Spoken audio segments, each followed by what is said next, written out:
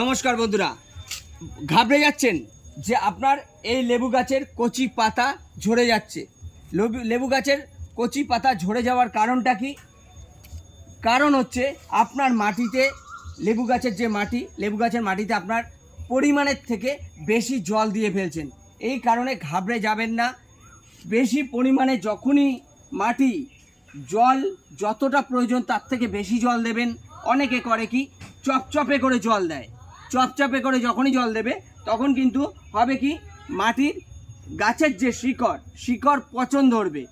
পচন ধরলে তাহলে কিন্তু আপনার এই কচি পাতা ঝরে যাবে। তো কচি পাতা ঝরা থেকে আটকাতে গেলে আপনাকে গাছের মুভমেন্ট বুঝতে হবে, গাছের কতটা প্রয়োজন জল। মাটি এই যে উপরের পজিশনের মাটি, আমি আজকে এতে জল দিচ্ছি না, কারণটা কি, এর মাটিতে কিন্তু এখন জল আছে।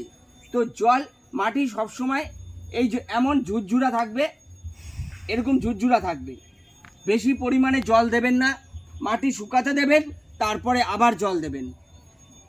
নমস্কার বন্ধুরা।